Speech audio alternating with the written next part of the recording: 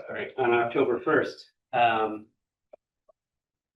So tonight, we're gonna have, a couple things on the agenda. We have a couple objectives. We're gonna ensure a shared understanding about the project's scope and funding, report on general progress of subgroup work that happened since the last meeting, adopt task force charge, and then, we will have a budget request of what we'll be looking to send on to the select board for the select board. So that was my first agenda item. Second one is opportunity for public comment. Oh, thought it would be good to introduce ourselves. My name is Eric Johnson. I'm the chair of the Jericho Wastewater Task Force. I'm also the chair of the select board. I am Chris Brown. I'm on the planning commission. I'm Susan Brzee and I'm on the planning commission. Joe Flynn, land surveyor, resident. Yeah, that's good. Chris Shaheen, town planner. I'm Kate McCarthy. I'm with the Chittenden County Regional Planning Commission, helping out as a project manager on this. And I'm Peter Booth on Zoom from home because I'm having an allergy problem and didn't want to sniffle in your ears the whole time. I'm on the select board as well. Thanks, Peter. Okay, sorry about that. Opportunity for public comment.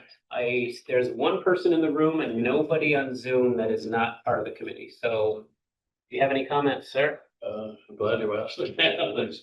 My name is Bob DeVost. I live over on Milo Way. Most of what I have it'll just take probably 2 minutes at the most. And it pertains more to potable water than septic, but the last paragraph could apply to either. So if I may, I'll just pass out and then just read it quickly and That sounds great. disappear into the dark Do we here have that? first. So, well, thanks. Is it, do you want me to? I'm glad to pass it out for you. When in doubt, 200 copies. And I apologize, I did this real quick, so I do know how to spell Jericho, but there's a typo in there, so it's. Well, the H wasn't always there. Yeah. Yeah, French, maybe the French. We should have him sit up at the table so he's.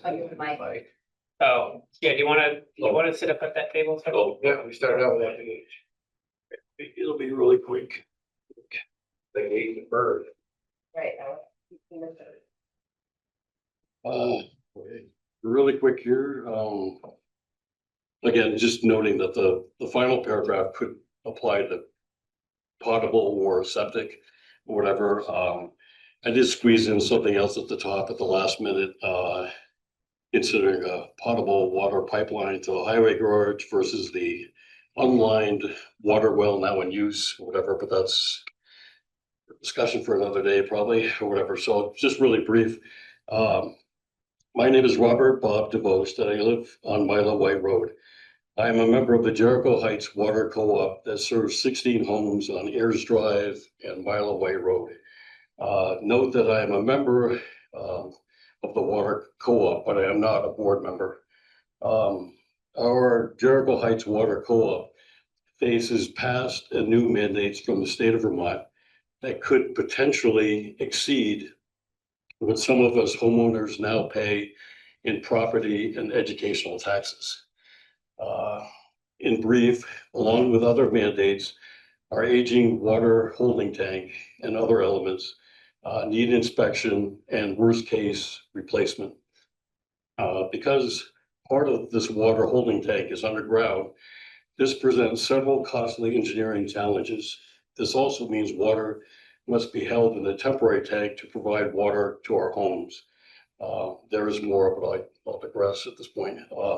State assistance does not appear to be available. This is unlike the low interest state loan we received and paid back ahead of schedule when a new well had to be installed years ago. So in brief, today's question, since the town of Jericho may be asking for millions to support a septic system for a small section of Jericho, those that benefit, I believe it's the Riverside area.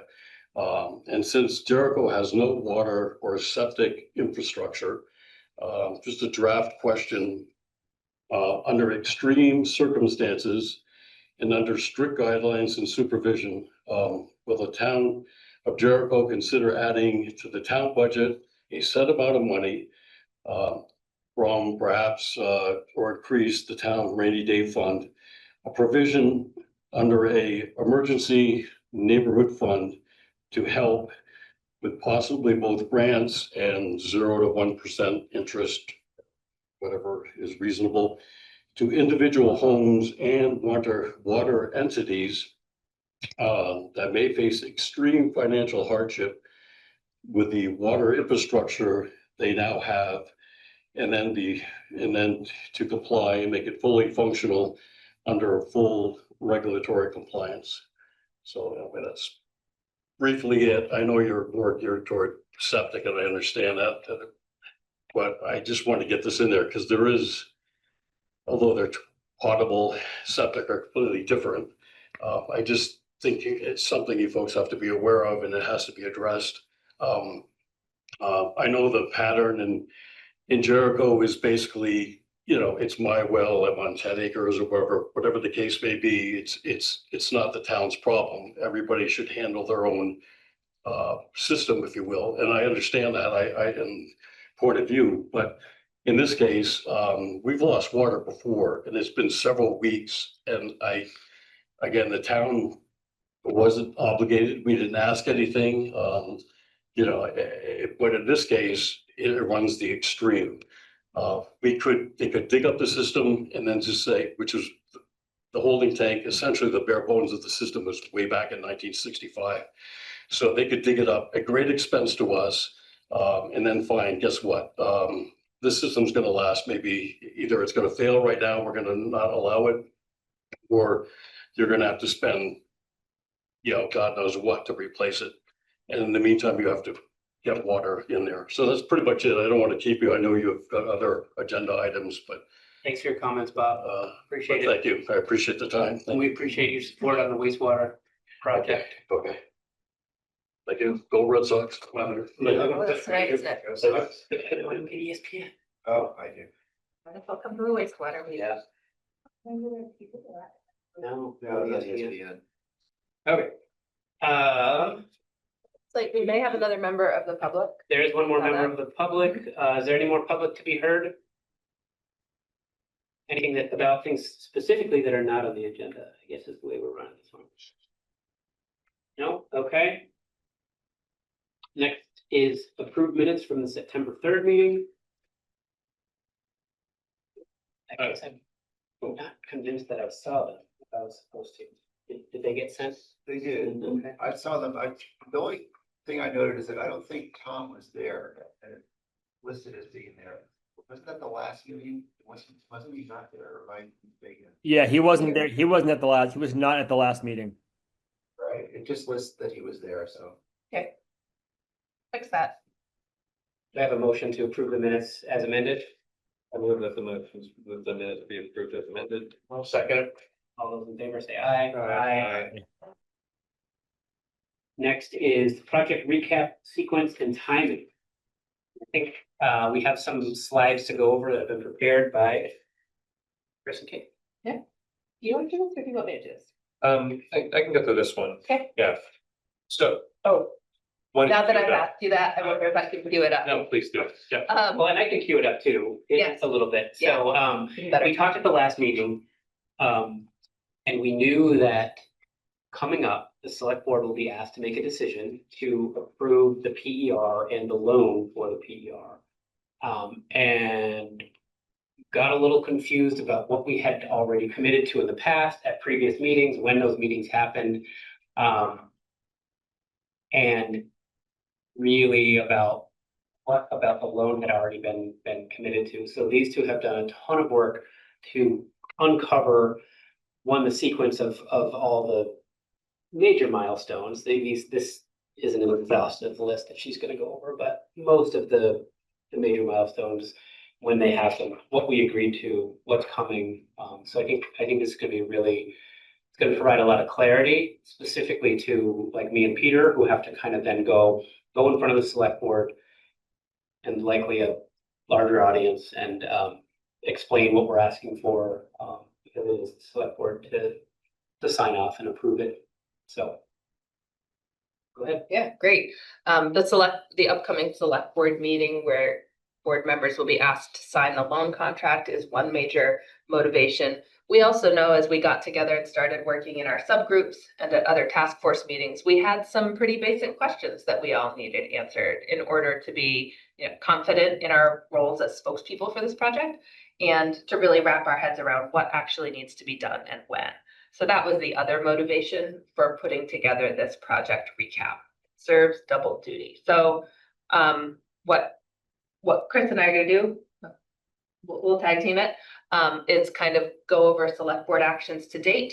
We're going to talk through some of the questions about funding and financing, how the different phases of this have been paid for or will be paid for. We have put together a project sequence to show how the different phases fit together over time.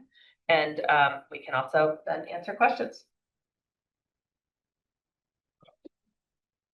So for this piece, this was self-serving, I think, is sort of as Kate was saying, because questions would come up about what had been approved, what hadn't been approved, and we weren't exactly sure. So we went back and looked through all the agendas and the minutes to make this catalog to help us as we do our work, because we're not starting from square one. So a lot of decisions have already been made.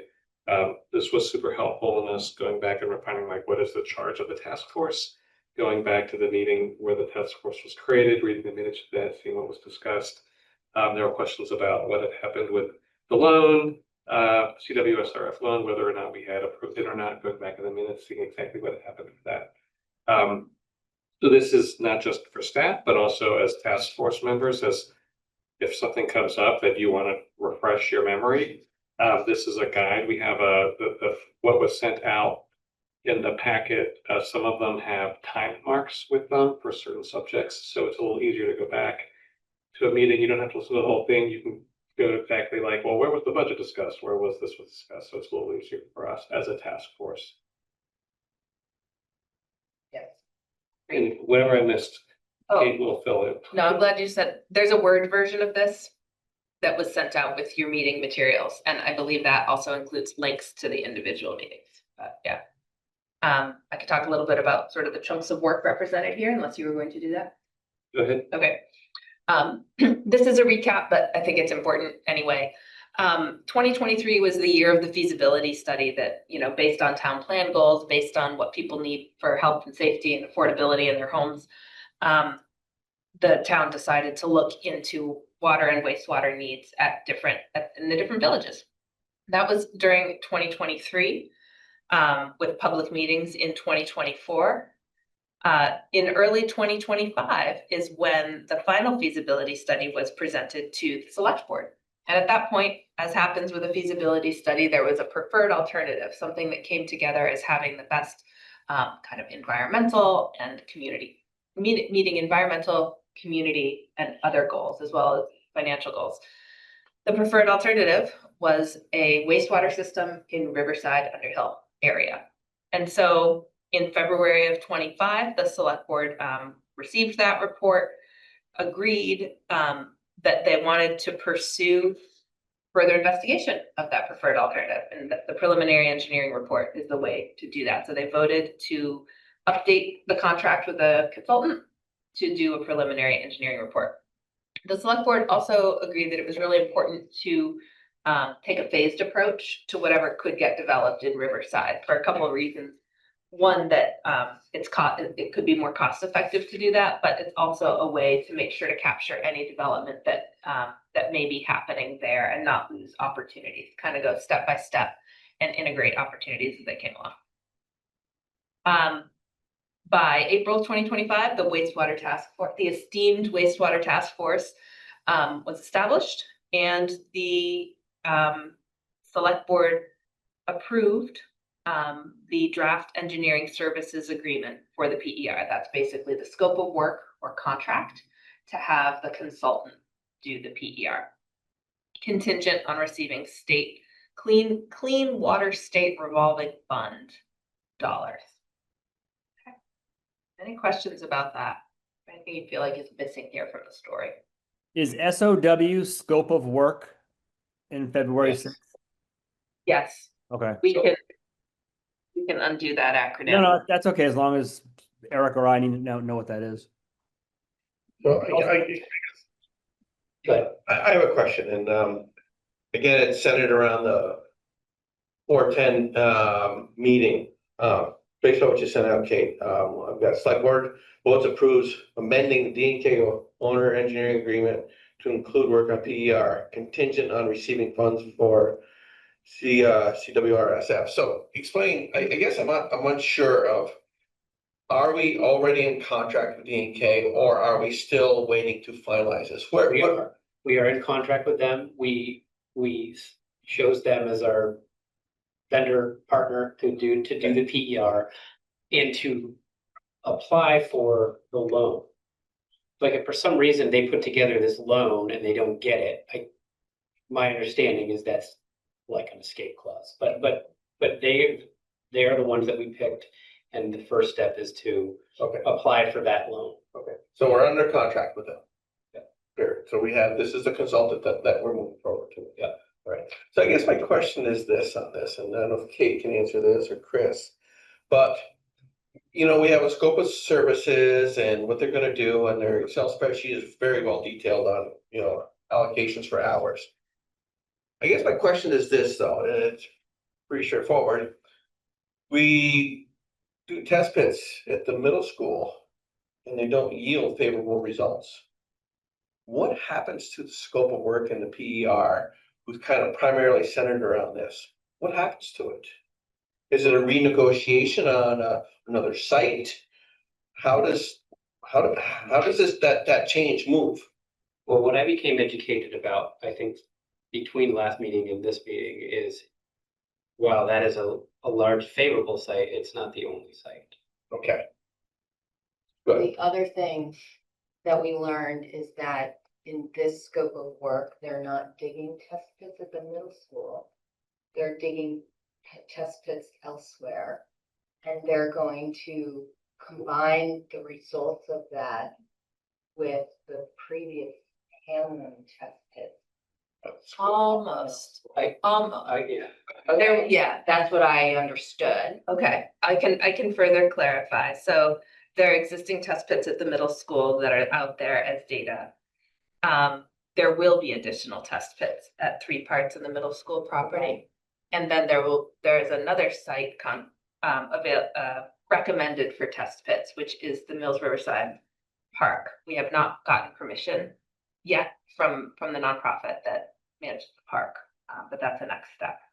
Did you see my email regarding Mills Riverside Park I today? did, I forwarded it to the engineer, so folks may have seen, not everybody on the call, but So when Yeah, their yeah. scope of work says these other locations, Mhm. it's still on the school property, they're just different locations than the other locations?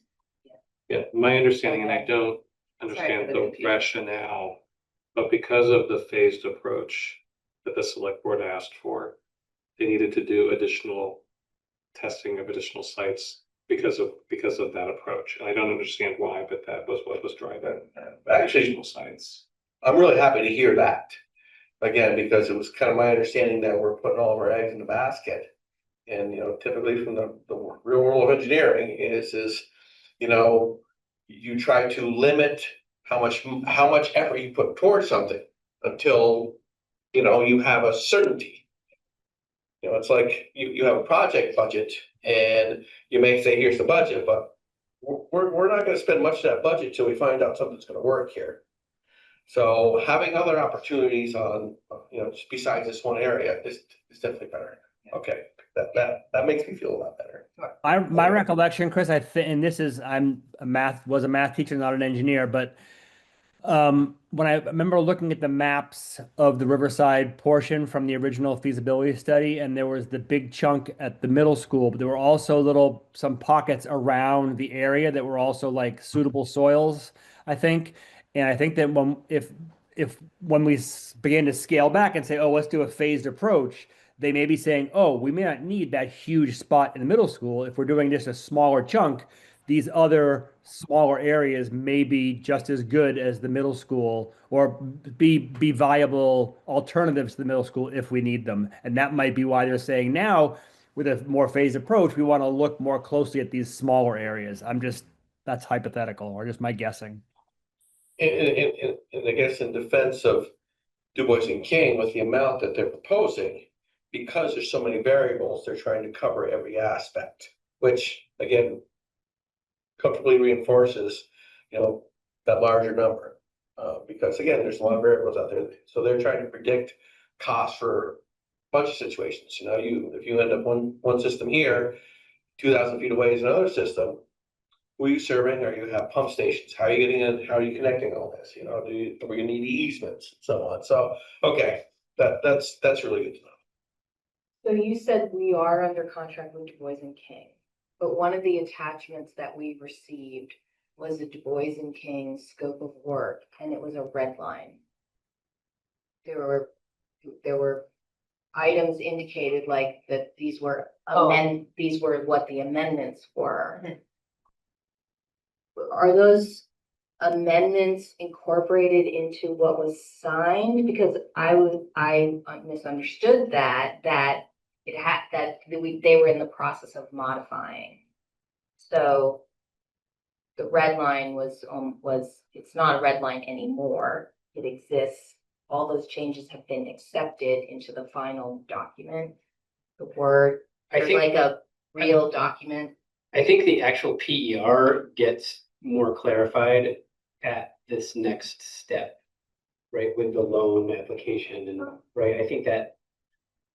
The loan application is just a loan application. What we're talking about when we're talking about the scope of work or the contract is what the Department of Environmental Conservation calls the engineering services agreement. And what happened was when you did the feasibility study, there was an engineering services agreement for the feasibility study that initiated the town's relationship with P&K. And then all the red line, they took that original scope of services and engineering services agreement for the feasibility study and they just modified it. Okay. And that's what the bold underline was with all the new text. Okay. And that's not a typical way to do it, but there So we the old text and the new text has been signed? Yes. Okay. Yeah. And I'm gonna make a note that before you leave, I can't pull it up now because I'm broadcasting, but we do have a signed copy of that and I'm just gonna. No, that's okay. So the red line is like, was red line from a long time ago or whenever, and now it's like that it exists. I'm not sure which draft you mean when you say red line, but do you mean the black bold underline? Yeah. Or was it actually on my screen? It was red. Like literally like a red line, yeah. Okay. Yep. Okay, so. Okay. And I guess that is where I got confused about where the new test pit locations That is were going to be. Yeah, sorry about that. No, that's okay. Yeah. So Helpful. the meeting, select board meets tomorrow on discussion? No, we moved it to the 16th so that I wanted to make sure that I was well prepared. Okay, so will John actually be at that meeting? No. Okay, And the meeting on the 16th is specifically to talk about the CWS or The loan, right, we're just Okay. approving the loan. And do we know when we would hear back about the application? No, but I'm in pretty regular contact with the people at DEC. Tom Brown is a contact there who runs the loan program. And then we're assigned to an engineer, Lynette Pladon, who's visited with the select board before. But when I talked to Tom Brown last week, I said, will it make a large difference in your processing, your ability to process this if the select board signs it on Thursday the 2nd versus Thursday the 16th? And he said, no big deal. Either way, it's fine. So. well, so one of the questions I'm, for John, if he does meet directly with us, which I hope he does. Yeah. Seeing how there's much more enveloped in this scope of work than I originally understood. How does that play out as the project moves forward with the ever-changing variables that are gonna occur? Is it a lump sum? Can it, I always like to think that things turn out well and it's gonna be less, but usually it never happens. Yeah. And, I guess my question will be is the contract written as this is scope of work and everything has to be included in it, or is it open? I think I've jotted that down. I think that's a really good question for when we bring him to the when we invite him to the engineering subgroup. To understand, like, what does it mean to change the scope? You know, if we learn something that means that the scope as written doesn't make sense anymore, I can't imagine we'd have to stay on that path, you know, once the whole point of this is to learn things that allow us to. Basically, is it, to me, overall, is it a lump sum? No matter what, the end, are we Oh, paying that? got it, okay, yep. Lump sum question mark, we'll add that to the list. All I right, don't know if this gives you any comfort, but the step that we have gone through so far is that the state had to review and approve the scope of work. Mhm. the engineering service. Yeah, there's very specific procedures of like why these things happen in the order that they happen. Oh, So we had to approve D and K before they could go to the state, before they could, so like, there's rules. I worked there long enough, You know the drill, all I right. know the drill. All right, so I'm gonna move us on to the next slide. There were some good questions about funding, and those are key. You know, how are we paying for this? What are the obligations of the community? And I could present this, or Chris can present it, or Eric, if you want to do a test run, talking about these funding sources. I'll do a test run if you guys are comfortable with that. The idea is that this will be clean for the 16th, not that it'll be clean for this meeting, that everyone needs coming in. Okay. So in this world, we're calling the feasibility study that we already did, we're calling that step 0. It's done, it's behind us. So step 1 is this PER that we've been talking about. And here's what these two have researched and come up with over the course of since the last meeting. So the Clean Water State Revolving Fund covers 50% of the PER cost up to $100,000. The remaining balance is covered by a 0% loan. So if we decide to build, we can take that remaining like 90 something, 92, something like that, $1,000, and we can roll it into whatever the construction bond is. If we were to decide not to do that, it's a 0%. We get to the PER, and the PER, the result of the PER is you cannot do a system here that's anywhere close to affordable. We would still have to pay that back. 50% of that would have to be paid back over 5 years at 0%, which is $18,500 a year. That was a key part that I wanted clarification on before we both figured out. So that was really the key thing that I really felt I didn't have a good understanding of and was nervous about, and I feel a lot better about it after a little more education. I'm just gonna stop at that one. Do you guys have questions on that? I have a question. So, it would be possible, I'm sure, to know what the implication would be for Jericho residents to bear that burden if they had to. Yes, it would be $18,500 a year for 5 years. If we agreed to do this and then did nothing else, Right. that would be that's basically what we're approving. Right. That we're gonna spend at least that much money. Or are you looking for like, Well, I can just imagine that some individual person might say, well, what does that mean for me? yeah, how much your tax cut? Brian's done that before, you know? Yeah, we've done that in the budget season. I know you have, I'm just. It but I can don't be need the very answer now, challenging, but- yeah. but- It might be good to represent it as a percentage of last year's budget or something. Sure, I'm just We can thinking figure that about out. what that is because. Yeah, it seems- $18,500 out of Small, 4 million just, is, yeah. so.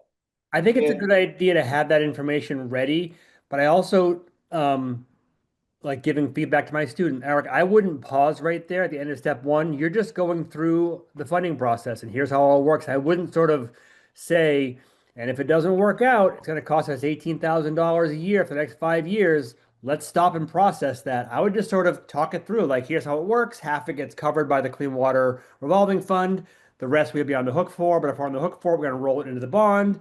And the next step is this. And if someone says, well, what happened, you know, and not sort of make it such a huge moment of talking about what if this doesn't go anywhere. That's just my thought. Yeah, I think you're right for the select board meeting. I wanted to make sure this group had that opportunity at that point, but you're right. At the select board, we'll just cover it as. So we'll so what you're saying is we'll deliver here, but we'll let the select board meeting, people come to their own conclusion, right? If we don't bring it out, you're gonna assume the public's gonna put two and two together and, right? The specific thing I was concerned about and was that we had already signed up for something without asking the public for it in no uncertain terms, right? Like the way it was presented before was, oh, well, we have to do it. We already spent 190 or 180, like we did, like, how did I forget that we signed up for that, right? So this feels a lot better. It's only 50% of what we thought it was. And it's 0%, and you know, that it's so No, much better than what I thought. I agree. I do agree that this is really puts me at ease, not only as being on the committee, but also as a resident. Right. Yes, because I've been through a budget season, I know that the 18,000 really isn't matter, okay? It doesn't. So obviously, I think that's definitely good news. Yeah. But I also wonder if by bringing it to light about, maybe not so much as what Peter says, like we've done before, is how much little it can be on a $400,000 assessed house. Yeah. It's really, then it's like, come on, let's, Yeah, I mean, Is it likely that there would be an increase in the tax rate to pay back this 18,500? Because I think that comparison can be useful when you're doing something new that's kind of big, like a bond vote.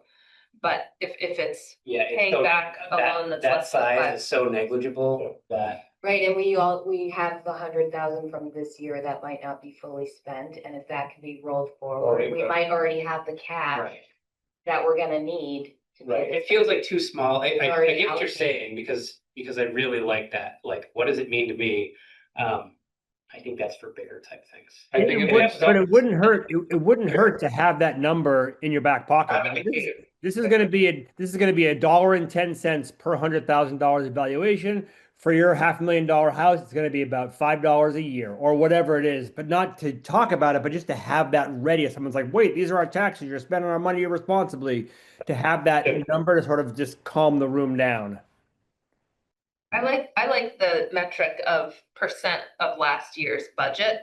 I don't remember whose idea that was, but to kind of put in perspective what's the Yeah, level of obligation. but he's right. That does get might be. confusing because if you're thinking about your entire tax bill, it wouldn't be that, it'd be about a third of that percentage. So I guess I would agree having a number in the can, but not using it unless you have to. Yeah, and what I hear you doing here is finding a respectful way to address people's concerns, and that's what. yeah, it could be a select board meeting that nobody shows up at, or it could be one where we, Or one of the other select board members might ask that question. Right.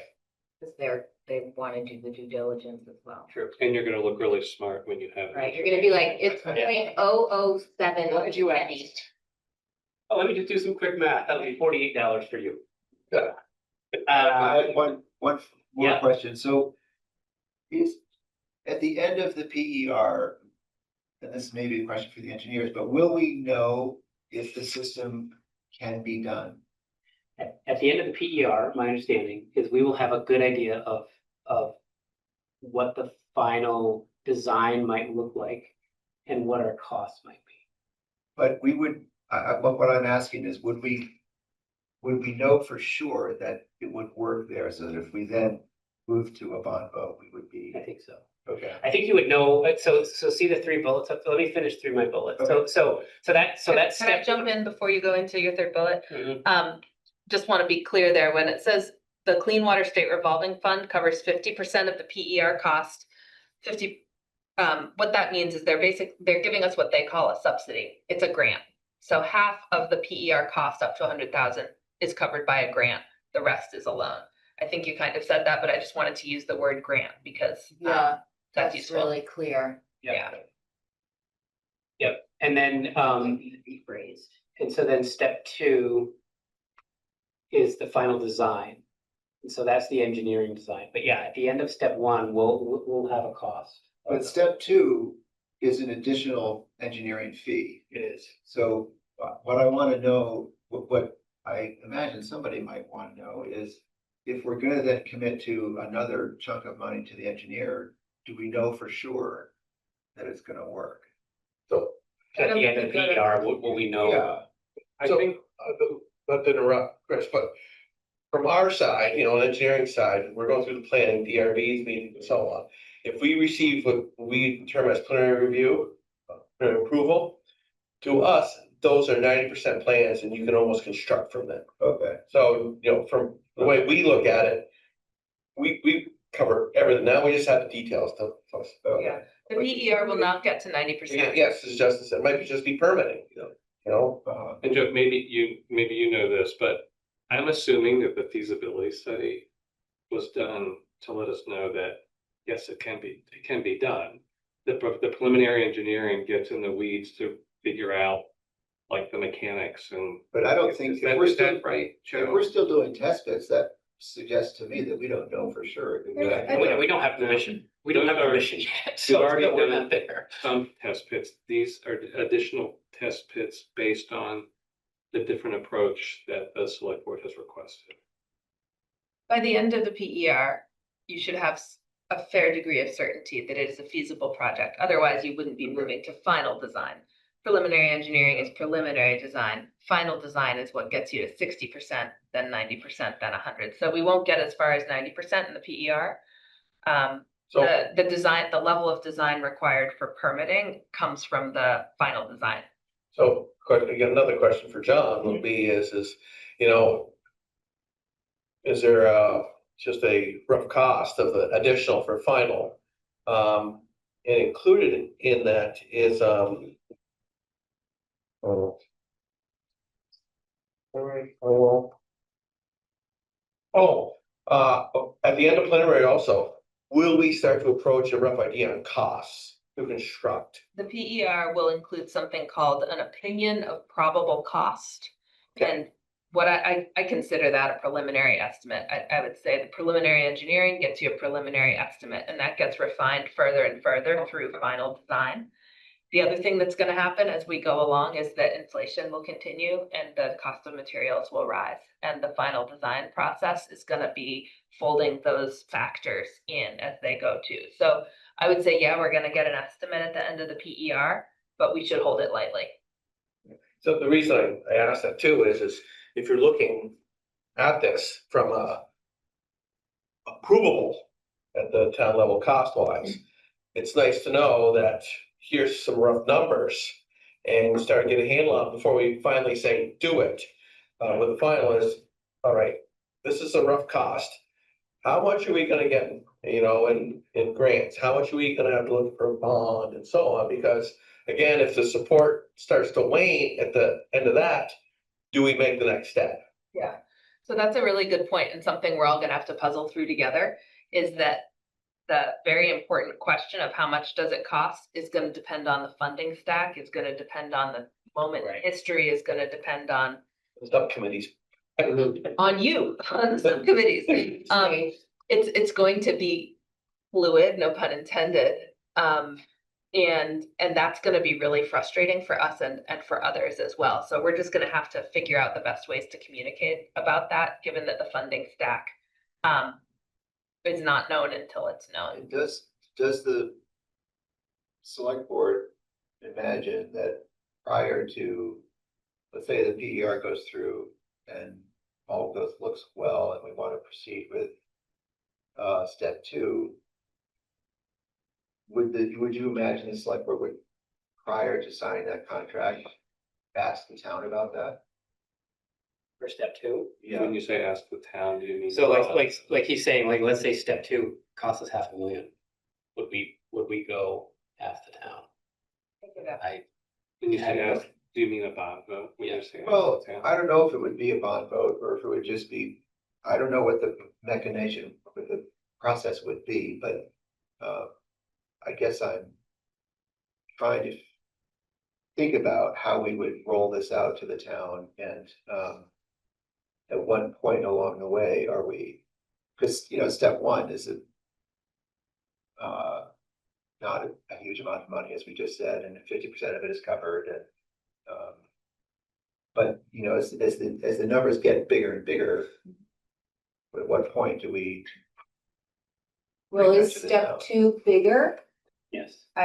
that's where I interrupted Eric and should probably let him get back. But Yeah, that's a nice segue. But when you say same as PER, you mean they'll cover 50%, up to 50%? they will cover 50% up to $100,000, which is more like, So the delta for us is bigger. right, Accepted, okay. right.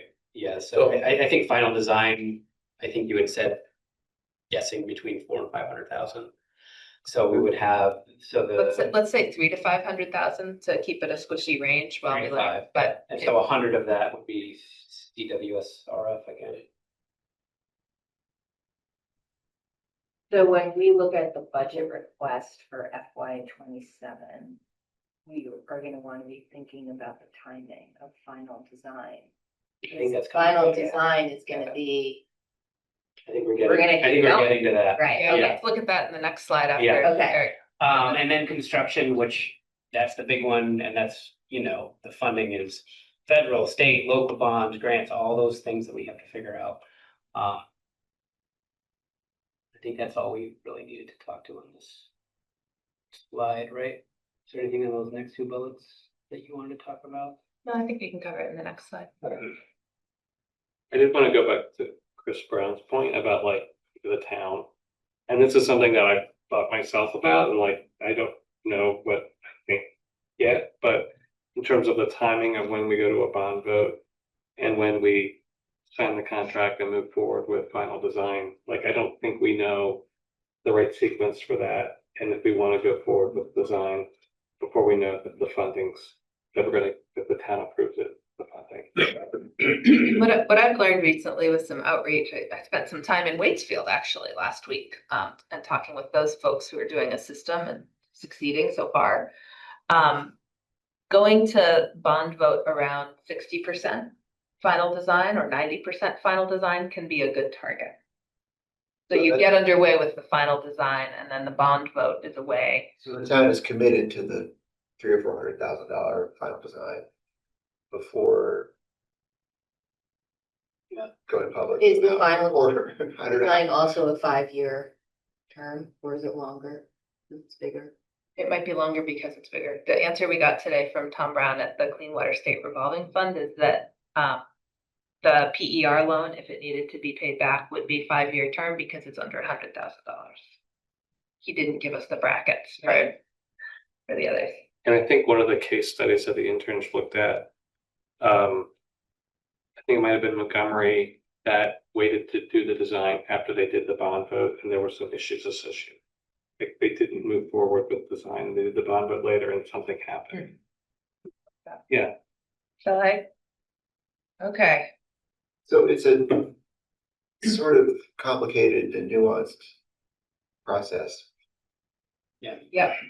Okay. All right. So folks have been asking for a timeline. What we wanted to represent, I would encourage people to think about it is like, this is a project sequence or phasing. And this is very much subject to change. I mean, you can't even see half of it because we put draft over it. That's how subject to change this is. I want to run it by others. But just to help us wrap our heads around it, here we are in step 1, preliminary engineering report. We identified the select board actions there. We know that in this is a calendar year quarters. So here in the last quarter of the calendar year, we're going to test pits and archaeology. And then the PER itself is being developed through the second quarter of 2026. At that point, we'll get our deliverable, the final report, and decide whether or not to proceed with final design and permitting. So we put that in for an estimated over 15 months, bringing us to approximately Q4.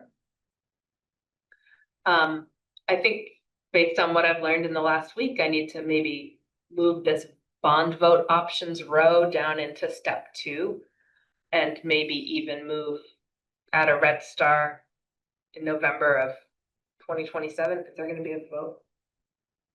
No vote in November of 2027. and there's only one vote, these are just options. Yeah, these are just options. And we put the red stars in places where we expect votes are going to be happening, November 2026 and March of 2027.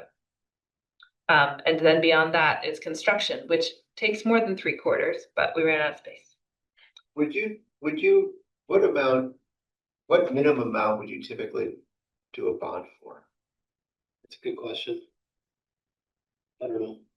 You know, we borrow, for example, we borrow money for town trucks all the time, and I don't remember how much the last one was, but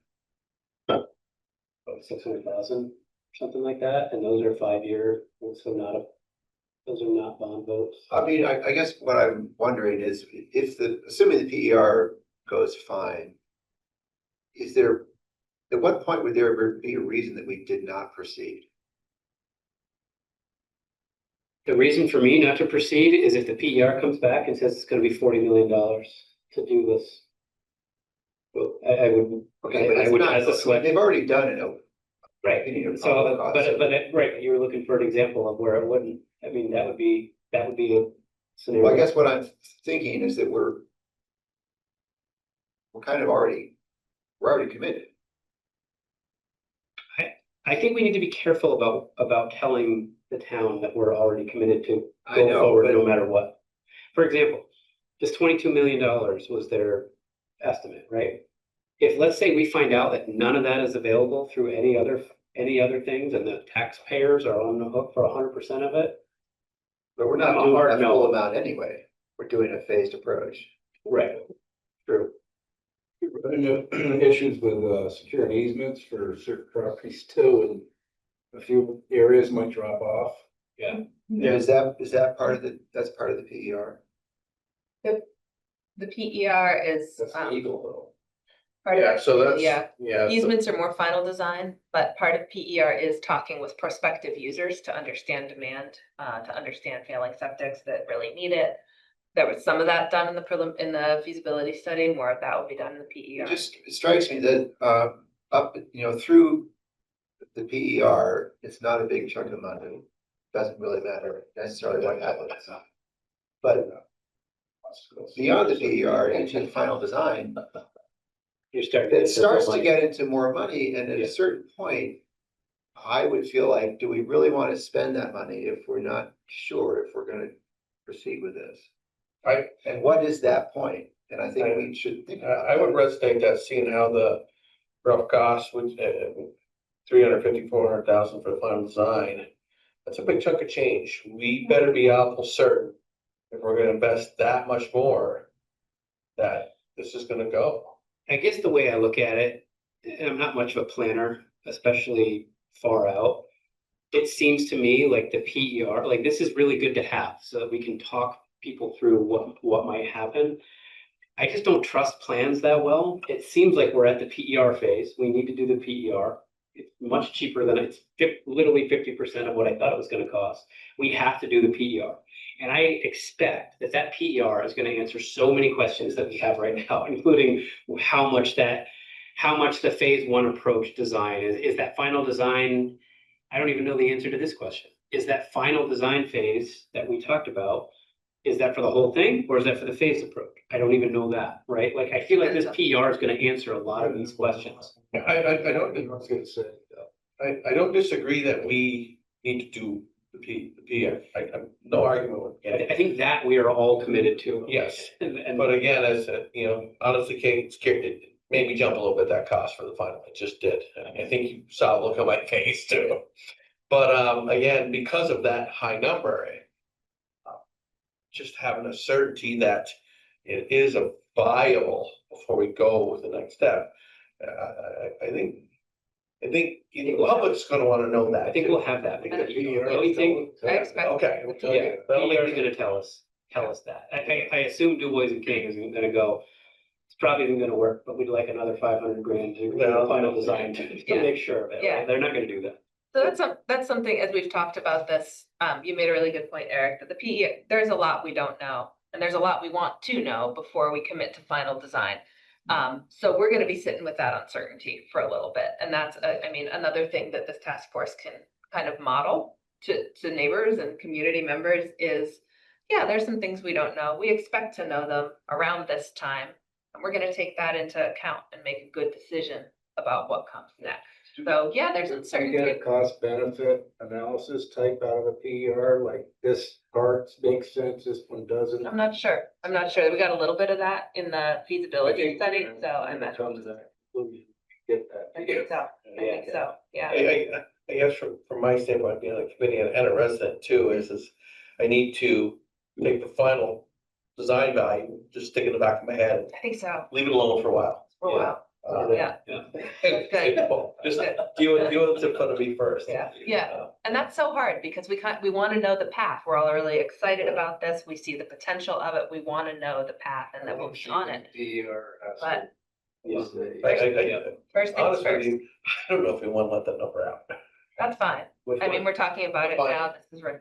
Yeah, I have a different, I have a I think different we wanna hold perspective that. on it. I think like 300 grand for how big the benefit is potentially gonna be. We spent $600,000 on a sidewalk and like, sure, a lot of that cost is covered. But 300, you're gonna pay it out over 10 or 15 or 20 years. To me, it seems like a modest, very modest line item in a budget that gets blended in with all the other things that we decide to do, that we have this really favorable term to pay back. I think like, why wouldn't we do it? But I agree that it will be good for the select board to have specific criteria that you use when you're starting to think like go, no go.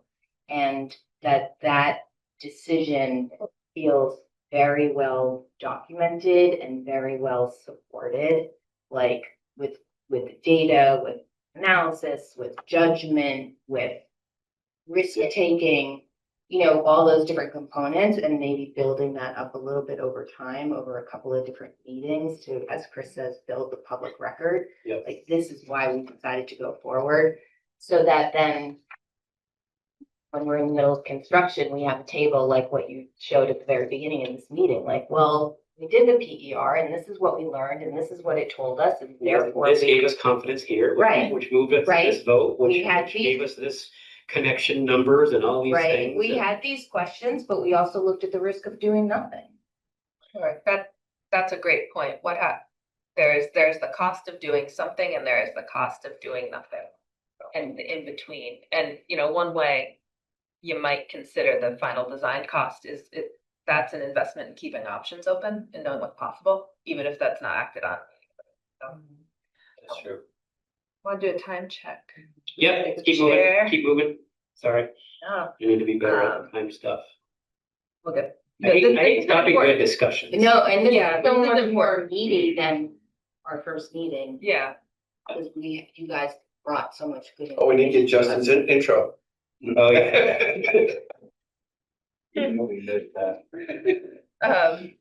Yeah, so I guess any last thoughts or questions on that? I didn't mean to stifle discussion. And I think what we're doing here too is I think it's on our objectives list. We're developing a shared understanding. I think Jeffersonville, I just heard today that they submitted 100 lot subdivision phased 25 homes to start, and I think they're gonna try to figure it out. It sounds so familiar.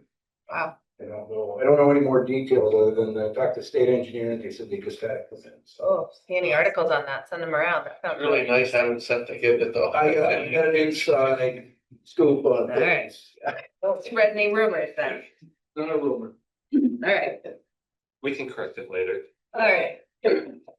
But good. People feeling pretty good about the process we've been through, funding information, holding uncertainty, making decisions. All right. Okay. All right. Chris and I have some project updates. Some of this we've already covered. Then we have the first item, that the select board's gonna consider and hopefully consider and if they choose, sign the loan application at their meeting on the 16th. One of the things we've been doing between meetings is a lot of stakeholder outreach.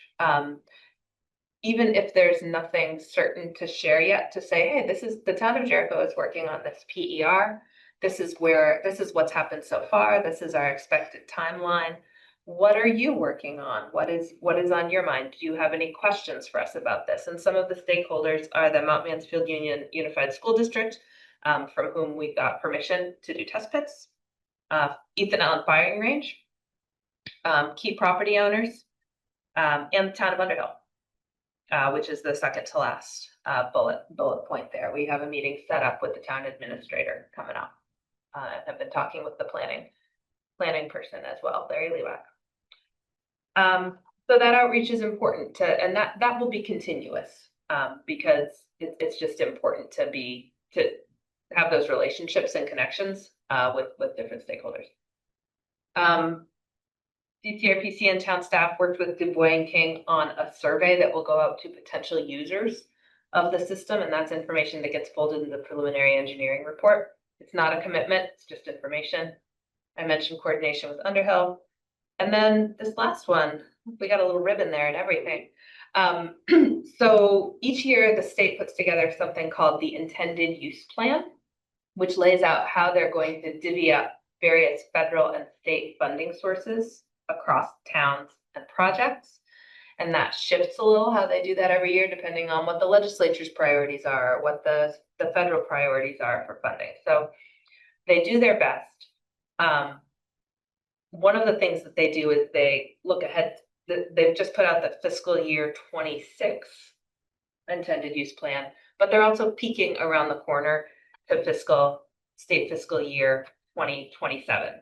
And on that 2027, I just want to get the name of this right. I don't have it on. Oh, the 2027 list is a forecasted list for construction in state fiscal year 27. So on that forecasted construction list, Jericho is third. You've got a higher score than everyone below you, because we're getting underway with the PER. Now, we need to keep momentum, and we can increase that score. Other projects will be building their momentum and increasing their score, but we are on the radar of the state. And what that spreadsheet is saying is that we know that Jericho may be coming in for a construction loan. The current estimate is fiscal 27. That can change. What's the, I'm sorry if I missed it, Kate. No. What's the criteria? How do we get third? Good question. There's a point scoring system that I can't explain because I don't know it. But I can get some information. Yeah, I'm curious, is it because we're just kind of on the edge of some of the, the more developed towns? I think The it's most doable. need, the most desperate. Well, when you say need, need is subject to, how costly it is to live here. I would say if that's the need, yeah, we should be up on that list. Yeah, and housing need, the potential for new housing, Yeah. I think is a part of it, but I'll have to get you some information about that. Yeah, and if I remember right, We do have a it was copy of the like scoring sheet. like we were around 90, and then like the next one was like 60. There was a big jump. Oh, wow. What's number 2 at? 2000. One of them's Highgate and one of them, Highgate. oh dear, now I'm starting rumors. Mm. But yeah, they're doing a lot in their village. They're doing an extension to the library, a senior housing development, a wastewater project, a water line extension out to And the I think airport. another one, I think one or two was South Burlington. Highgate. I don't think it does. But it does, Highgate has a decent little town. Oh, yeah. They got a skating rink. My wife's family's from Highgate. Oh, no kidding, no kidding. So those are some of the project updates. Oh, the other thing that didn't make it onto this list, but I've received some requests to have a file sharing location that we can all use, which makes a lot of sense, especially as the subgroups get underway. So that's something that Chris and I have been working with our tech person on. And in the next few days, you'll get an email from me inviting you to be part of a SharePoint site. Folks used SharePoint before. Yes. Is it like Dropbox or is it? It's terrible, but it works. It's like the Microsoft version of like. Excellent. Google Sign Drive. me up. But it works. It's fine. Yeah. Yeah, Terrible. Sorry, we get forced to use it. We don't use yeah. it I'm together. sure you use Macs in your profession. AutoCAD and Microsoft, yeah, they don't work very well together either, but it's doable. Okay, well, we'll minimize the amount of drafting that you have to do for this committee unless there's something that comes up. It is. Okay. So there's the updates. Any questions about the updates? Nice work on how Yeah, much you really, discovered in one month. really This good. is- So much It's a good. information. Well, thank you. It's been prompted by your good questions, which is really important to give shape to what we're doing and make sure that we're all confident in what this project is and how we can communicate about it. So thank you. All right. Speaking of your work, I'd like to do some brief report outs. Didn't really prep you for these, so this is a little bit of extemporaneous speaking on your part, but each of the 3 subgroups met since our last task force meeting. These were kind of organizing meetings. It's where some of these good questions came up that we had an opportunity to talk about today. And knowing that each group is still getting underway and you don't have, an 18-month work plan, that's fine. I wondered if one person from each group could just say a little bit about what they did and what's next. You did all the talking. That's not a positive sometimes. You sure? You're on the VRB. Yeah, go ahead. It was a good meeting. Basically, we worked out some details and so on and review of the thing. Justin, came forward with wanting to be involved with the test pits. I came forward with wanting to be involved with the discussions with Tatro and his compatibility and maybe a joint venture with this whole thing.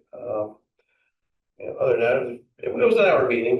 Tom Johnson brought in some great ideas in regards to finer points of septic design and options to maybe help enhance the design.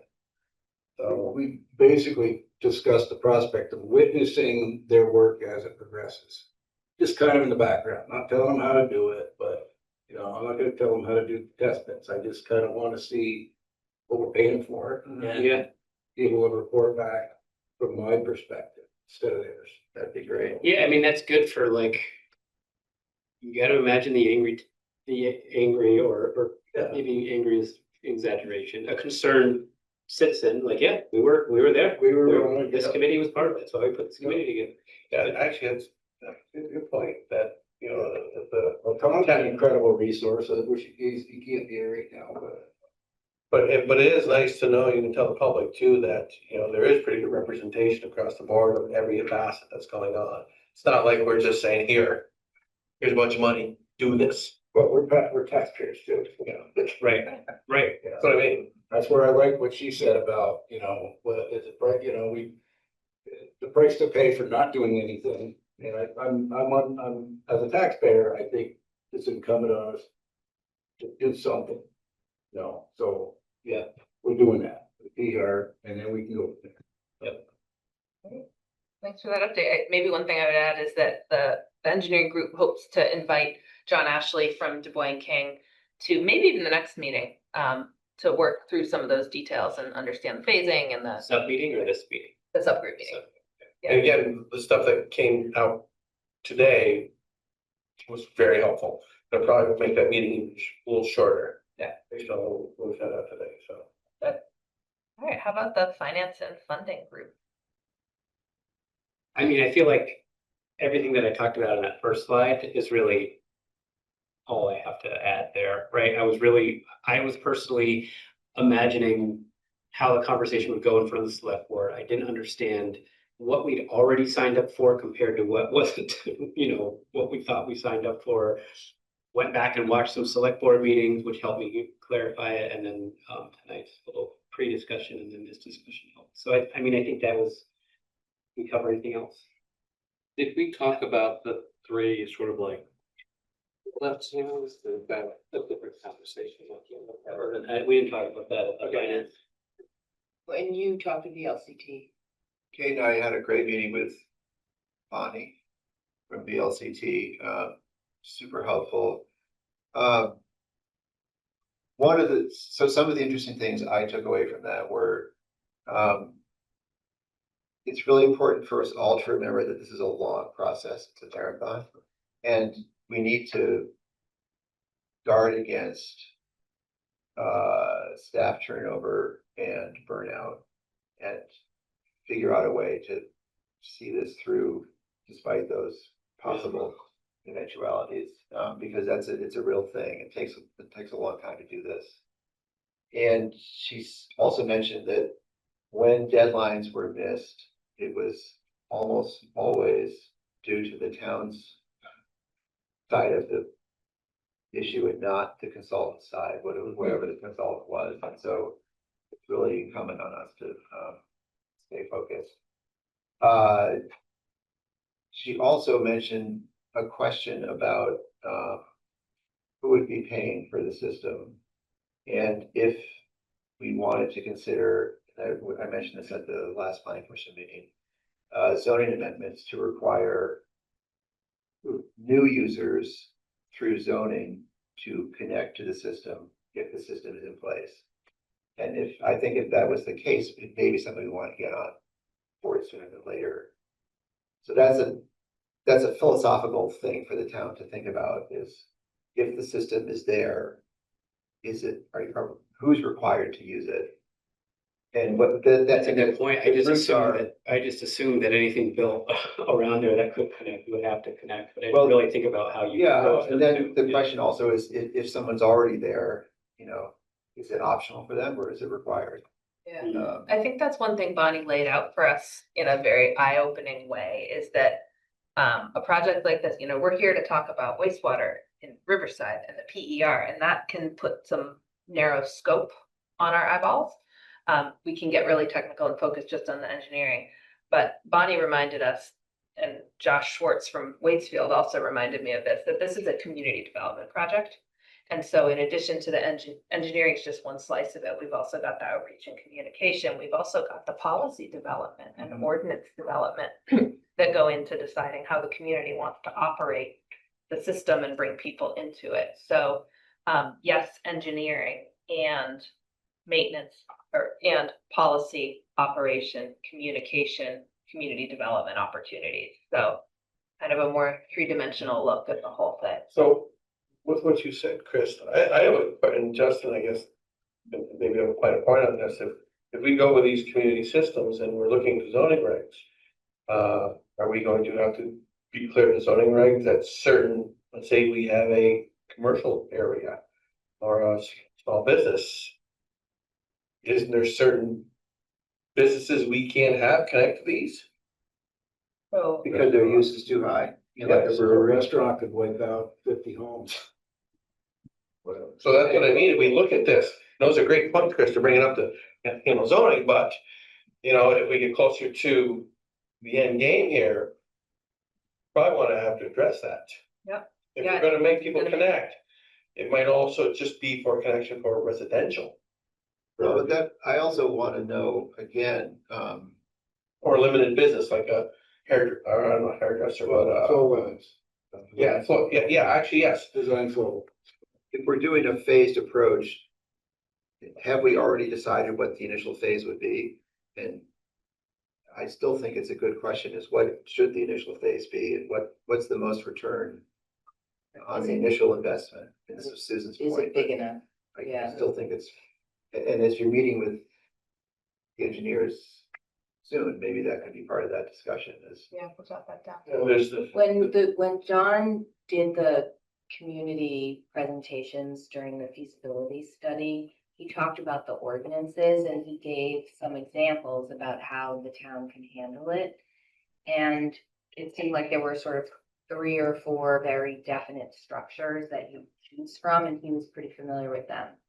So my question is, at what point will we all be working on figuring out what those ordinances and requirements should be? Is that something that happens during final design? Is that one of the deliverables of the final design phase? Because by then then we'll know what the real costs are gonna be and what the growth assumptions are. I would assume that it has to be a part of the final design because your design will differ based on whether you're hooking up half of the existing users, say those who opt in, versus all of these existing users, just by virtue of, how many pipes do you need? Right. So The- my the assumption. The PER is gonna establish, may establish, I expect to establish what the potential design flows are. Yes. and work your numbers back and how many houses, how many residential units you want, Or just, and then you go from there. or you have like a sectionalized allocation for a certain area. Right. You're allocated for this much. That's like how- Because I know Essex, all you can do is that. One of the scenarios he described was that what a town might, an ordinance might say is any new construction must connect. Mhm. And any existing construction has 10 years to connect. And they can decide for themselves, but at the end of the time, at the 10-year mark, they're required to connect. Or what are you, and he was like, whatever you decide, but that's an example of what you could decide. Yeah, so if everybody has brand new septic systems, your period might be longer, but if everybody's systems are quite old and expected to need replacement within 5 or 10 This years, has been maybe you've done, got that yeah, when window. they ran it in Winooski or in Milton up to Husky plant. Mhm. They went by a bunch of homes and they gave them so many years. Hmm. If you put a system in, just exactly what you said. It'd be nice if we could set up that mandatory connection to be somewhat cheaper than a new design to make it. Right. appealing Oh, yeah, to all. yeah. Right. Joe, you were asking about uses in the area. So with the select board just adopted a bunch of zoning amendments. I was just looking at them real quick. And we did look at like the intensity of the uses, and a lot of those are not allowed. In the village centers, they're allowed in like the commercial district, not in the village area. And like if it's a restaurant, it's like up to 6,000 square feet might be allowed, but over 6,000 square feet. So I think it's worth looking at that list and making I'll sure take a we look got at it it. right, but we did think through some of that already. Well, it would depend on conditional, whether it's conditional or not allowed, period. Yeah, and what I just looked at, it's like they're just not allowed at all. That makes For it a lot- some of It's a lot them, easier for yeah. these guys to, Yeah. and Chris too. Okay, good. Hey, I'm thinking about the conversation that we're having right now about sort of policy level discussion, and I'm wondering where does that fit in the order of operations that, because it feels like that's gonna tie into a financial piece as well, and do we need to have that information before the bond vote? And I'm just wondering if that is work that we need to do now, or if that can be tabled. And that's just something I'm thinking about. I think we asked Bonnie that. We, I think, didn't our funding and financing charter include some sort of preliminary investigation around ordinance, user fees? I think so, I think so. Predictions, something like that. We can always start researching now during the PER and refining based on the PER results and if we go into final design. But it's good that we're talking about it. Is that a new committee or is that individuals? Well, I think some preliminary research is within the financing and funding committee. Okay. Since those ordinances would affect financing. Right. Okay. one other thing that Bonnie said is Somewhere that on it's there, the new one is. really complicated to figure out. I was answers. referring to Brian Courier. Yeah. There's no simple or straightforward way to do it. Hey, sorry, I can't, if there's more than one person talking in the room, Zoom becomes unusable. Okay, can we go to Sorry. the outreach committee now? Yeah. I wasn't on it. So I need someone other The than. details I remember are like where we met, if we wiped the table down and we were outside. and- Yeah. The engineering. We did it for, I don't remember all of the details of exactly what we talked about. We talked about just the need of putting together a communication strategy. And when I say we, I mean Susan has started to put together like a schedule of public information posting and sharing that we're starting to work through now. Those are the things that I remember. I think there were some other things that I'm sure there are other things that I'm missing. That was pretty much it. So although like just based on tonight, it's gonna need to change based on the updates of the schedule and everything. Basically looking at like what's a trigger event, like you're gonna have this meeting on October 16th, or the PER is finalized, or the loan application is approved, and then thinking through the channels of communications from Porch Forum, the website, the town newsletter, and then other.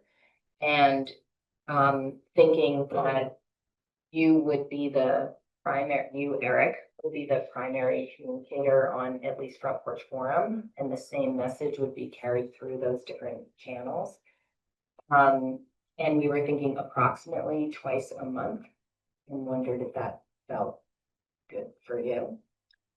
And we could draft sort of bullets for you, and then you could make it in your own voice.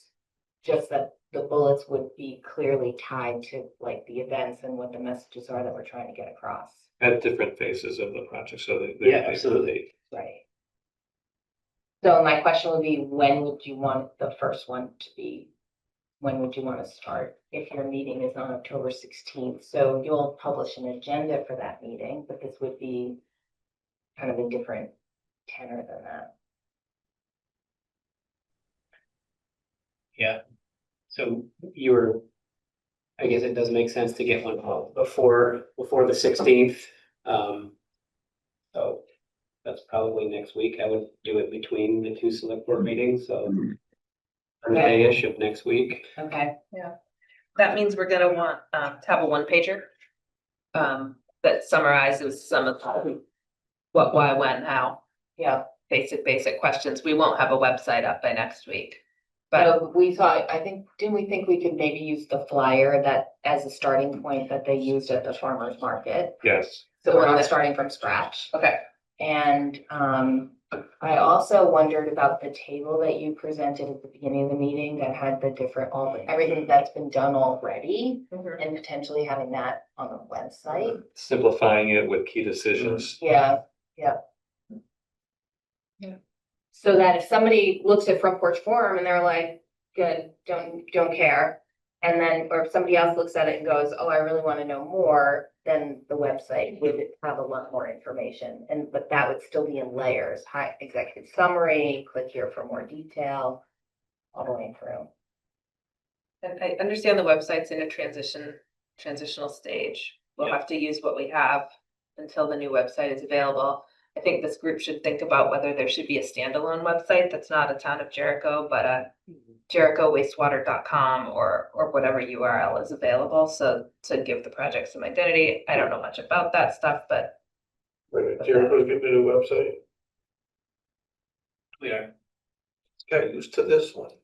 This one's gonna be better. It's gonna be better. Oh, Okay. Cool, good updates. Sounds like we all have good progress. and most of us are scheduled for the next one. We're gonna finalize a time for the engineering folks. All right, are we ready to talk about your budget recommendation for next year? To the select board, so we've been talking about this since the first meeting. And based on the conversation, we put together this table. And the first thing we thought was, well, what's going on during the fiscal 27 budget calendar? And you remember that goes from July 1st, 2026 to June 30th, 2027. What might be happening? Maybe final design, maybe a bond vote, certainly research, for example, research to understand the financial and build out analysis. What's possible, what sort of tax revenue might be generated if there were more development resulting from a wastewater system. Outreach and community engagement will be a big part of the next year and a half. So based on that, here's kind of what we heard you say. This idea of a financial and build out analysis to understand what could be built if there were wastewater, what revenues might be generated. That first sentence is less. I think this is more about the second sentence with an analysis that looks at development estimates, resulting tax projections and feasibility of the new CHIP program. So this is just kind of understanding because new tax revenue could be a new revenue source for the infrastructure. So where does that cost go to? Like consultants? Consultants. Explain? Yeah. Yeah, not me. I also think that it would be great to include in that a projection of the cost of not doing this. What do we miss? Because- Lost opportunity or? Well, lost opportunity, but also just the aging population, declining school population. You know, those are, I assume that we have historical data up to today for those different issues. And we could, I would think one could do a projection. Yeah, I was based on thinking, recent trends. I was thinking that this would be like 3 build out scenarios, like 1, doing nothing, like if there's no Mhm. septic, what can we build? 2, if we do minimum, what can we get? And if we really invest in a bigger system, what does that get us? And then what are all the economic But I think there's a, associations with that? I think there's a real, I personally believe there's a real cost to not doing this. And as current landowners age out and their properties turn over, and if there's not new housing, then with the current property values, the demographic of the town is gonna change in a notable way. I mean, I think that's the whole reason we're here. I don't know how Yeah, to put a cost. right. I don't know how you put a dollar amount on that. But I just think it's really important that should be part of this discussion in general. I wonder if that lives up in the why and the outcomes, like the outcomes we want are, vibrant village, variety, a variety of household sizes and ages, kids in the school, strong local school. There are there's slightly different takes on that topic, which is, one is, yes, wouldn't that be great? The other is, if you don't work towards that, where are you headed? If you're not headed there, where are you headed? That's the problem. So that's more than part of the problem statement. The problem statement is if without these things, we risk X, Y, and Z. With I these think things, because we have these outcomes. I think we've come through a period of complacency, and we're all sort of, I just think that the town is in a new period of its history. And I think we need to think. I think we have a remember lot that of, as we I go think forward. we have a lot of details on those consequences. One particular individual who Well- comes in and shares. their Yeah, I was gonna ability. say, I think that Chuck should be engaged around this. I think he can paint a pretty accurate and motivational projection for the next 20 years if we don't do something. And And I don't, I think he probably has numbers that would Well, be Yeah. useful. Yeah. Okay, so let's get through the list before we get into the details of how we'll do the different analyses, if that's all right. I'll just go through it. Village development visualization. What this is pictures of what development could look like, because something that can happen in wastewater projects is people say that we're gonna be overrun with growth, and that can be really scary because change is difficult. But if we can sort of have some images of what it might look like to have a village, that's a little more built out, what that could include, that'd be great. Public outreach is something we've talked a lot about, whether that's some support with strategy and messaging or community events. That's a reasonable amount to budget for that. This one's a question mark but we have talked about it. Continued CCRPC support through fiscal 2027 through our work program. Easily 40,000. We're spending you're spending about 25,000 on CCRPC this year. The work has been more than anticipated, and you could easily spend more next year if you decide that is of value. And then financing, advising and support, potentially including grant writing on funding and financing options, which starts to get pretty technical as we move toward construction. So those are some ideas based on this group's discussion. I wonder if given our discussion earlier, if the final design expense should be more explicitly brought into this. Like a set aside, Fiscal year like some 27, seed because, money. well, because I think it's seems almost certainly to happen in fiscal year 27. And it will involve a bigger chunk of money. So it seems like this would be a good time to anticipate that. Yeah, one thing I'll say, if you go to final design, the funding structure is comparable to the PER, meaning you'd get $100,000 of it as a grant, and the balance would be given as a loan. So, and that loan could be either paid back if you don't go forward or folded into construction costs if you do. So there, excuse me, there wouldn't be anything to pay back right away. Right. But it wouldn't hurt, and I sort of put a note at the bottom. Funding could also be used to establish a reserve fund Right, so for maybe those, that's the way to word it. yeah. Okay. So my understanding is that to establish a reserve fund does require it to be listed on the ballot. Okay, I didn't know that. Thank you. And VLCT has a guide, a little blurb about what the ballot measure should say and what it's gonna be used for. That could be a very interesting preliminary step and signal to future funders about the town's commitment, even if it was a reserve fund that you put $20,000 in. If the voters. Yeah, I think we should just not do that. Okay. I think we should just do, we're gonna ask for $130,000 for the, I propose that, I'm Yeah. just suggesting, I propose we, we say to the select board, we wanna add $130,000. Here's our best guess of where that funding might go. And here's where it is, and that's for this budget year. Is this a level of detail you think is enough for the select board?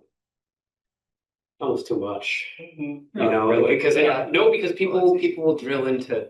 Right. Right. Good point. So just You know, the they'll go, account right. size part. Sort of like the Maybe. task force recommendation with a few items, but might this be offset by grants? Yes. I mean, we always need to be asking. I was gonna say no. Yeah, so the first one, the financial build out Oh, yeah. analysis is something that I am planning on submitting an NPG grant for this year. The deadline's November 3rd. But my recommendation was to put it in the budget because those grants are very competitive and I don't know if we're gonna, I thought last year was a shoo-in based on what we wanted to do. And it ticked off all their boxes and we didn't get it. Right, So it's so hard like to a back Okay. end on more. So by the time we get to March, this might be offset by some expectation of some grants potentially. Well, how much of the $100,000 we allocated last year did we? 75,000 left. We've only used 25. So I think that's something to bring up, that we may budget this, doesn't mean we're gonna use all of it all the time. Right. And now don't you have the ability to roll over an unused balance? Which you didn't have isn't that a new law? Like you didn't have the ability to do that before, but now they just changed it that now you can. do Oh, that. sure, that sounds exactly Right. like what I thought. Yeah, Okay, definitely don't quote me on that, but, because it's sort of trying to do a little bit of research on the financing side, those were a few things that I came across was the debt capacity calculator on the VLCT website, the model reserve fund, how you do it, and then I went to a budgeting webinar and they were like, oh yeah, and the laws changed that now the select board, if there's a surplus balance at the end of the year, you used to not be able to roll it forward, but now you can. like for a specific line item? No, like if at the end of the day, you thought you were gonna spend 3 million and you spent 2.8, that 200. You get to, I don't know how, record it, so you get to start the year not There it at goes. 0, but with 200 in the bank. You get to keep you can, because we have a rainy day fund in Jericho, but a lot of people don't have a rainy day fund. Yeah. Town, so we're good to go, was my impression, but we would probably want Paula to. Well, I had a investigate that for conversation us. with Paula about this, and I think it has to do whether it's operating versus capital and when you can roll over and when you can't. But I don't know if the, ChatGPT, the knower of all things, has a bunch of quotes from the VLCT stating that yes, that voter approved municipal budgets that are not expended at the end of a year can now be rolled over and carried forward as unassigned fund balance. So I think for everything. correct. Well, 75, if we don't. I don't get how that's different though. Like, there's nothing that says you have to spend all 4 million. Like you're doing your budget, which is your best shot at a plan, but then life happens and you roll No, into it. I think currently that if we have an extra 500,000 at the end of the year, I think that goes back into when they make the next budget, you lop off under the revenues. It says $500,000 from FY26 is one of the revenues for FY27. That's what's legal now, or that's what? That's what had happened before. You sort of give that money back into the budget. as opposed to just setting it aside. Well, I can Yeah, say you for would like- sure, we absolutely did not do that. Okay, so it sounds like we have maybe some options Yeah. there Yeah. that would be helpful. So as a next step, shall we distill this list into a handout for the select board? Or would- I Is think there any- I think I guess this is fine for the select board. I guess I think it's fine. I have two questions. Is there anything on here that you don't think should be on here? Yeah, good, thank you.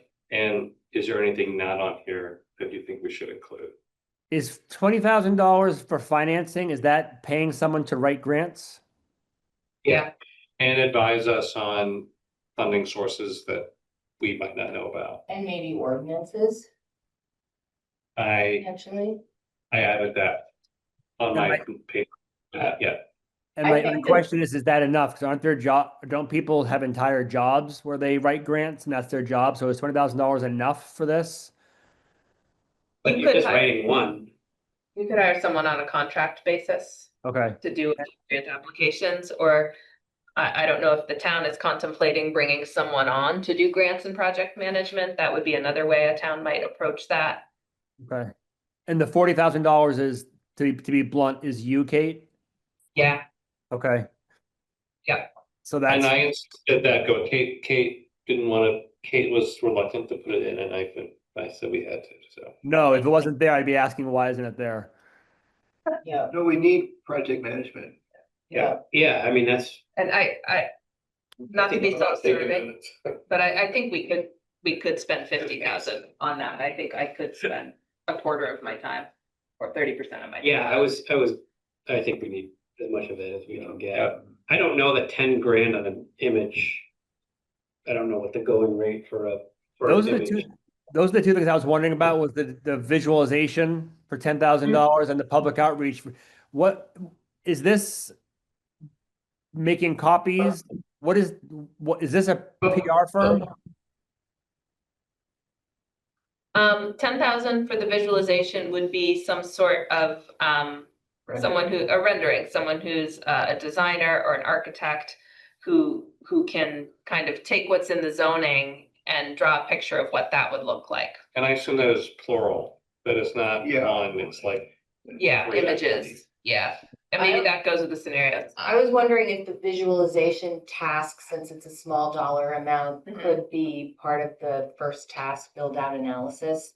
And that list maybe is just a little bit like Yeah. streamlined That's a and good just idea. roll it together so that 40 to it's 40 to 50. And that'll Yeah. include some pictures. Yeah, I like think that. doing that for the budget makes sense. yeah, In talking to CCRPC about this, lumping it together as a contract that goes out for bid is probably not realistic. No. yeah, I'm just thinking, no, I'm just thinking Yeah. about for the Yeah, money great. that we're asking for and trying to make this a little bit. Right, more Right, the line item, it like on the town budget is gonna be like that bottom one. I think with a that- couple words in Right. that gray box where it says total. None of that's gonna be there, but we need to understand it as we'll get questioned about it. Do Right, you not want to break out of estimated cost for each, just say like the italicized words? I like what Peter said about, or somebody mentioned, bringing that line, that visualization line up and Mhm. just making that top box 40 to 50.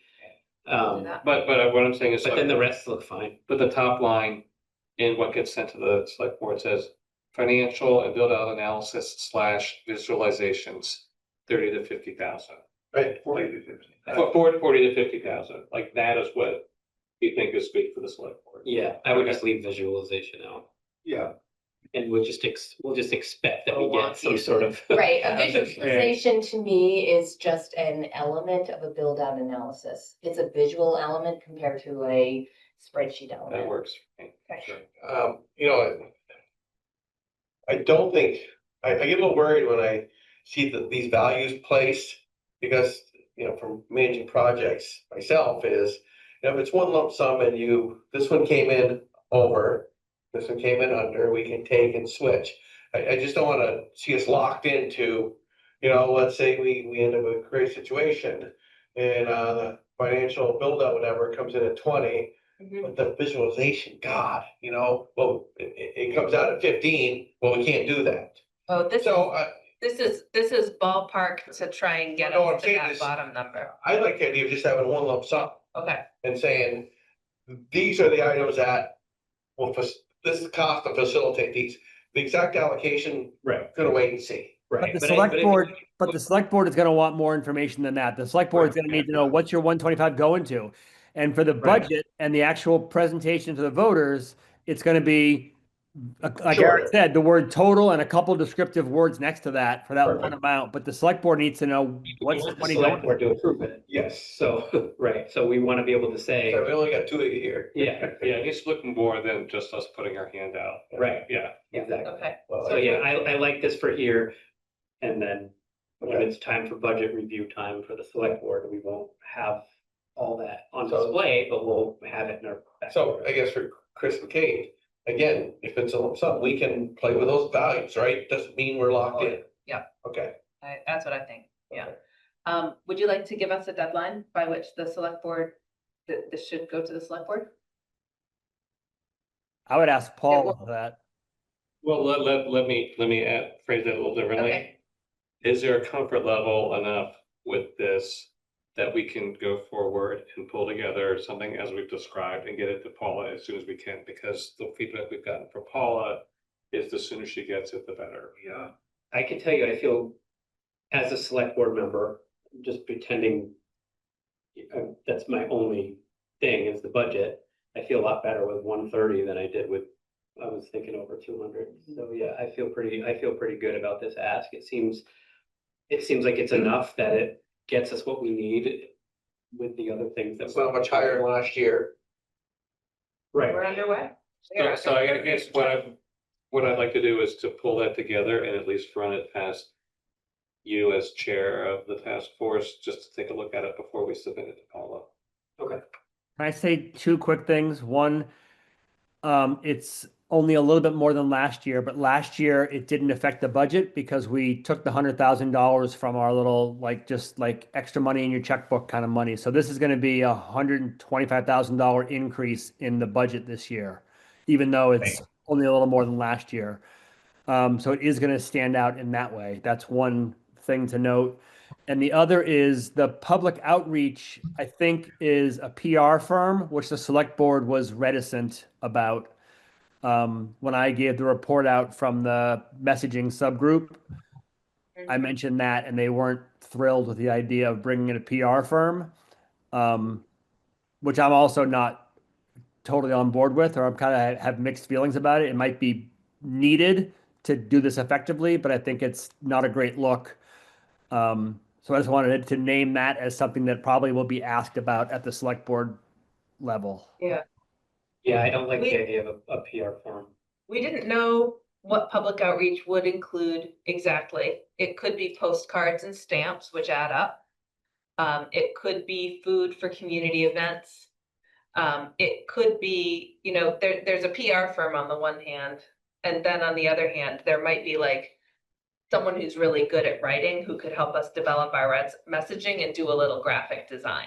That's more what I think when I think about communication strategy and There's, messaging. Yes. But the video that Waitsfield had. And the is video. So compelling. Yeah, and having someone Yeah. do a video. I think Yeah. maybe we should put video on there. Yep, and I think we have a budget, we have a line, we have an idea of what that costs too. I think words really matter in this kind of case from a publicity point of view. I think just avoiding the use of PR, we're going to bring in a PR professional. We're doing it all ourselves. Some things we'll have to get help with, but we're doing it all ourselves is the messaging, not we've brought in some big guns from New York to make this, to fool you all. Mad and Jericho. Exactly. I wish. Actually, the mention of video, I do want to go back and look at what what Waitsfield spent, because now that I'm thinking about it, the 25,000 with those other things that we're talking about might not be enough, and that we may want to bump that up a little bit. Well, let's keep the ask around. Yeah. There's a couple of people locally, residents that do that work that we could potentially see if they'd be Get a interested. coupon for it. And Well, then good. CTV, let us go there. If High that's school, good on the, high school students, there's some high school students who are super talented with video stuff. and could turn it Yeah. into a capstone, whatever, for some class. Yeah, Okay, Some error. is that good on the This don't go. budget? yeah, that's good. Great. But yeah, to Peter's point, it was in the budget last year. It was not asked for from taxpayers. Yeah. We pulled it out of the rainy day fund, which we constantly add to. But does anybody really understand the mechanics of that? Because isn't like, there's the whole big budget, $3 million, $4 million, and then there's like all the revenue sources, reserves, we're transferring, get a grant. We have I think taxes. based on where we put it, I think the answer is yes, because when we're like in town meeting, whichever version we're doing, and we go line by line, like people drill into those lines. Mhm. But when we get down to the end part where we're talking about capital budget, it's like, oh, we're gonna transfer from reserves. Over, like, I don't know, it just does, they don't seem to get enough scrutiny, maybe because it's at the end, and people are tired and they've been yelling at us for 4 hours already, I don't know, but. But that Excel spreadsheet is But- something. But that first part, like, when I think of that Excel spreadsheet, all those first lines we're going through, those matter to your tax, your actual tax bill, you know, like whatever, per 100,000. Yeah. This amount is gonna Okay. change it by this much. And then you get down into those transfer ones, and then it's like, yeah, we're spending 600,000 on the sidewalk, but we actually already have the money, but we transferred it from here, like, you And that's get how into this- that sort of accounting stuff, and that's how this This one it was just like, it was funding to show support that didn't come out of our, because we had the biggest tax increase we've ever done last year for the town tax. Yeah, okay. This current year that we're paying taxes in. But yeah, so this is another 130, it's another line, it's gonna be.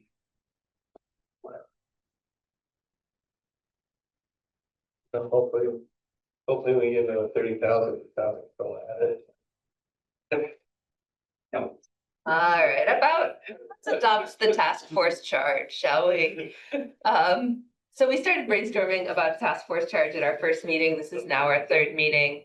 And I sent a cleaned up draft that incorporated your feedback from last meeting, especially having to do with making sure that the list of tasks was comprehensive, and it started out being really outreach focused. Now it's more comprehensive. We talked about our subgroups in the task force charge. This is the text from that document I sent out, and I'm not going to read it all, but wanted to get your reactions and ideally get your, I don't know, I guess a motion to adopt it as presented, or adopt it with modifications proposed by the group.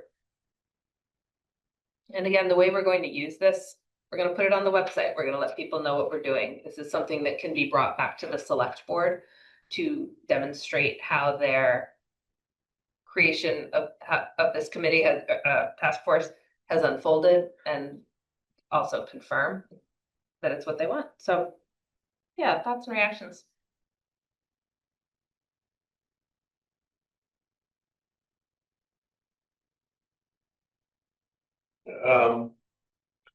Second to last one. Mhm. Develop and undertake sustained credible community outreach, Mhm. design leading up to a bond vote. Should we? It's kind of certain we're saying it. Do we put a possible bond vote in there? Someone disagrees, that's fine, tell me why you disagree, but Thoughts? We could say through all phases of the project. something, I think it might be a little more protective if we. Yeah. Potential. So change Potential or. through design and leading up to a bond vote to through all phrases. I like phases of the that. project. Phases of the project, I like that. Sure. I helped draft this, and now I'm seeing something that I would change. In the first paragraph where we list affordable housing. Mhm. And I think that has been a trigger word in other communities, so I would change that to housing that is more affordable. When I say trigger for opposition. Sometimes we also talk about housing choice or attainable housing for all generations, but yeah, we can change it to housing that's more. sorry, which bullet are you in? So It's the- Chris is looking at the printout. Sorry, Oh. No. Yeah. That's you know what, I didn't, I cut that off. So that we could. But you already- Slide. So you didn't like it. That's right. Why didn't anyone else say that? It's not like an idiot. It's right. We're doing right now. Read it. It's right in front of you. Oh, Do you want me to pull up the Word document from the packet? This is the meat of it, but it sounds like you've got some edits to the, well, okay, any other sorry. edits? I like the idea of removing the word bond vote, just because that's a very triggering thing for Yep. people that they might not be ready yet until we succeed in some of our outreach efforts. And especially like to Chris's point, like, here's what not doing, like, I think we've got to build that out, like, in a little bit friendlier way than we sometimes see it presented by, but like all the same points,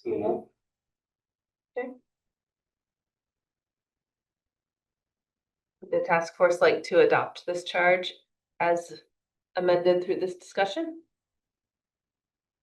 I move that we adopt this charge I second that. as amended. All those in favor of adopting this language as amended, say aye. Aye. Guess we're gonna try to, doing the Robert's rules. Motion passes. guess we got work to do, huh?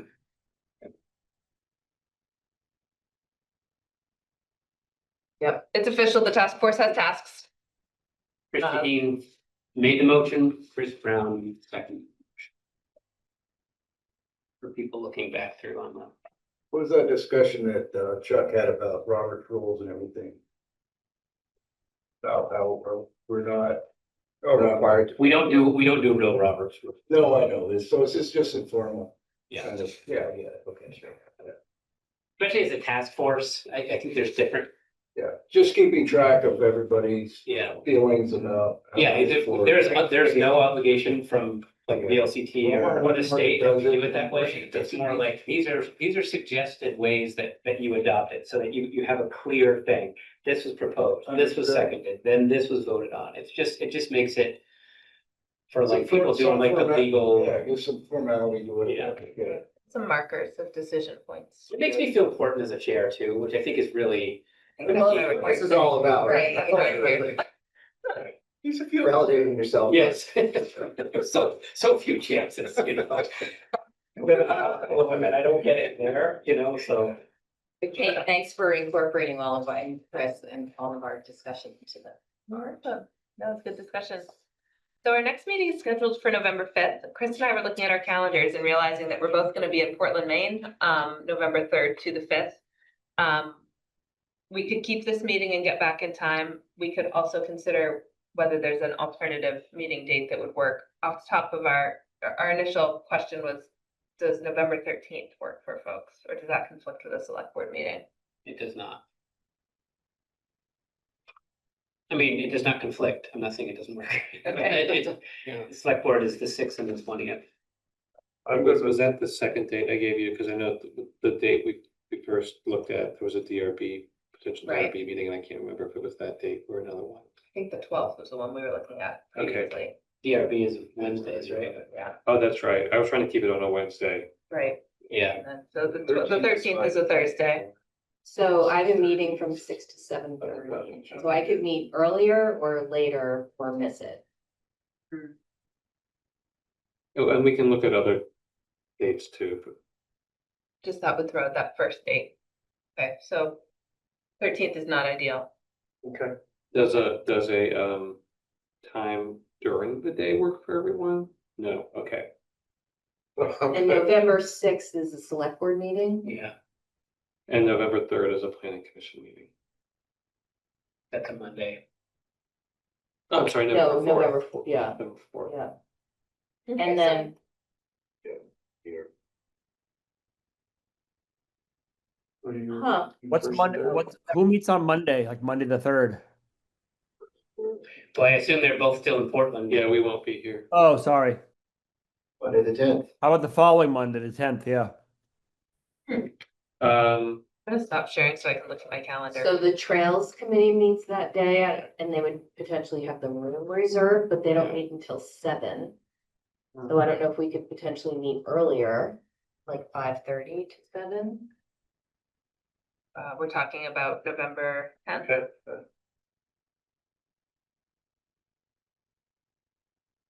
Sure. That works for me.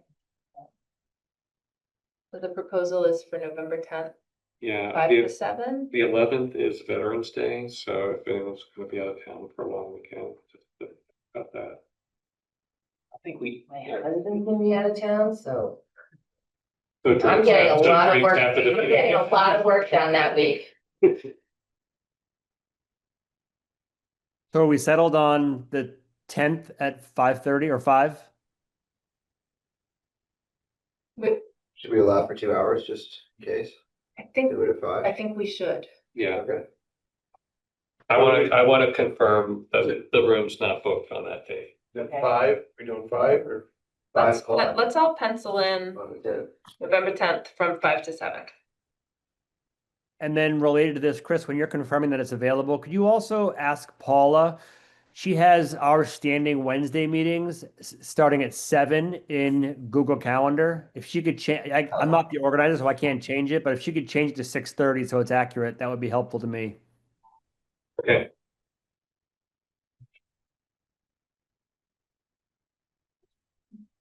Thanks for being flexible. Chris and I both realized we could bomb back to Vermont from Portland, So but are you going to a good conference there? yeah, we're going to the NECAPA conference, Yes. which is the, as you all know, the Northern New England chapter of the American Planning Association. Northern New England, Maine, New Hampshire, Vermont.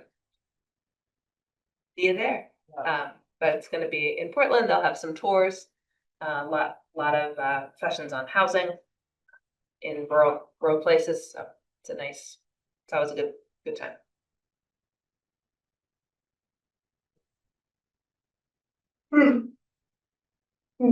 Anything else? I move to adjourn. second. Meeting adjourned, 8:22 PM. Thanks, everybody. Nice work. Thank you. Feel better, Peter.